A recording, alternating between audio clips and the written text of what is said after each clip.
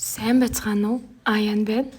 Өнөөдөр та бүхэнд маш гоёмттай энгийн 3 орцтой нийслэл салаатны журийг хуваалцах гэж байна. Нийслэл салаат гэхээрээ заавал хямтай өндөгтэй байх албагүй.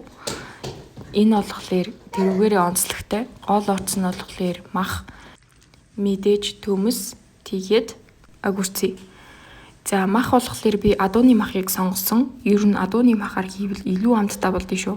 Тэгээд маха ойролцоогоор 1 цаг орчим чанараа давс агиухан хийгээд дараа нь энэ оронд хийдүүлээ төмсөө бэлдээ. Би болохоор төмсийг жоохон томхондоо ирчсэн. Ингэснээр нөгөө хэлбэр дүрсэн чанахтаа алдагдахгүй тийм арай гоё болдог. За таад хийчихсэн ингээд том иржээд үзээрэй. Энэ салаатны гол зүйл нь болохоор төмс. Төмсөө яаж чанана, яаж сайн болгоно, тэрнээсээ шалтгаалаад амт чанар нь өөрчлөгддөг. Тиймээс төмс чанах процесс дээр маш сайн байгаарай. За бүх төмсөө хэрч дуусаад маш сайн угаагаарай. Дараа нь буцалж уусанд хийгээд 7 минут орчим чансан. Ингэхдээ давс агиухан хийгээрэй. Тэгээд үүнээс илүү чанах юм бол хэд зөвлөрөөд хэлбэр дүрсэн алдагдчихдаг. Тиймээс төмс чанахтай сайн анхаараарай. Дараа нь болсон төмснүүдээ хүйтэн усаар сойгоод ингэхдээ хэд удаан сойж хүйтэн усанд хэд удаан байлгаж болохгүй.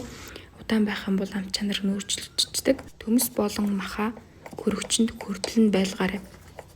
Ер нь энэ салаатны гол онцлог нь болохоор бүх орц нь хөрөгчөнд маш сайн хүрсэн байх шаардлагатай. Тэр үед майонез маань гоё шингээд амт нь илүү гоё болж өгдөг.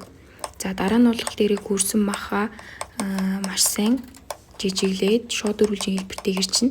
Өгөрцөө гомоод шууд өрүүлжийн хэлбэртэй ирчиж өгөрөө. Төмсийг бодвол мах болон өгөрцөгийг жижиг хэмжээтэй ирчиж байгаа. Дараагаар нь болохоор бүх орцоо 1 тавганд хийгээд майонез хойлоод болоо. Ингэхдээ би ерөөсөө нэмэлтээр давс амтлагч эдэргийгүү.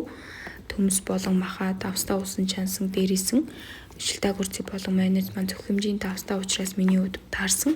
Та хэд маань үүнийг өөрийнхөө амтлагаанд тааруулж хийгээрэй.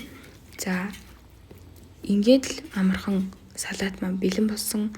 Та хэд маань үүнийг заавал туршиж үзээд амтлаарай. Амар гоё болдог. За бичлэгээ дуустал үзсэн та хэдэд маш их баярлалаа.